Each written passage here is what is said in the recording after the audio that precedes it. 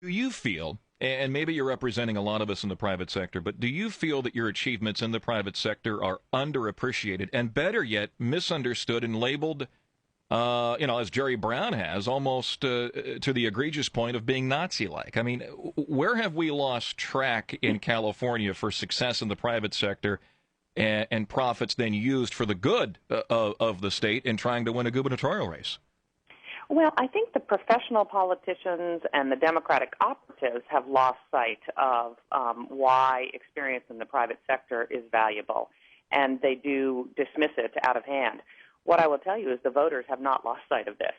You know, voters really think that someone with private sector experience who's built a company from a startup to a Fortune 500 company, who's balanced budgets, who's been on the receiving end of burdensome regulation, who knows what's required to put jobs first and to get people back to work in California, I think voters have not dismissed that in any way. So we're going to continue to talk to voters about jobs and the economy, and I'm sure the Democrats will continue to say that private sector experience isn't relevant. Right. I know it's relevant, and I think voters think it's relevant too. Yeah, they do. The third issue of the past 2.5 weeks has been this piece that was released in the New York Times about your tenure as CEO at eBay, and I think it was 2006, 2007, going off memory, with a worker there at eBay and some settlement about misunderstandings or exchange of pushing, shoving, disagreement. Meg, can you clarify what happened then and what it does or doesn't mean now?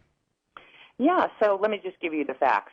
First of all, Young Me is a terrific individual, and we had a misunderstanding. It was a verbal dispute, and that kind of thing can happen in a high-pressure work environment.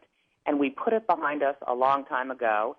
She came back to work at eBay. We had a great year together before I left, and that's the facts. And I think we shouldn't get sidetracked by a fascination of the chattering class on things like this. Californians want to talk about jobs and the economy and fixing our public school system.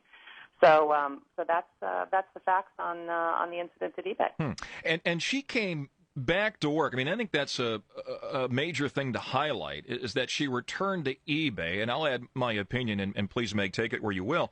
But if something happened at a workplace where you felt that you were threatened or intimidated or something illegal or whatever it may be has transpired, emotionally, I don't think you enter back into that environment or that workplace. She did without hesitation and was gainfully employed.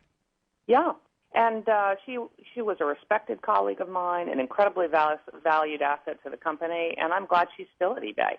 So we ended up working together for well over a year before I retired, and she's a terrific individual and a great asset to eBay. Jerry Brown has said that you're offering nothing as it relates to solutions but pamphlet pablum.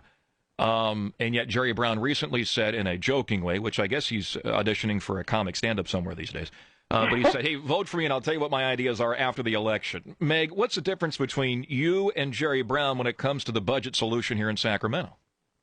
Well, I have quite a detailed solution to how to get the state's fiscal activities back on track. And it is around, first, cutting $15 billion of spending out of the state budget.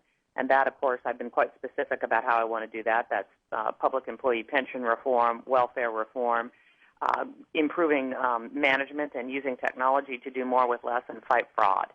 Then we have got to put Californians back to work, and I've published a detailed plan on how to get the business climate dramatically improved in California. And then last, we have to stand up and compete for jobs before they leave for neighboring states.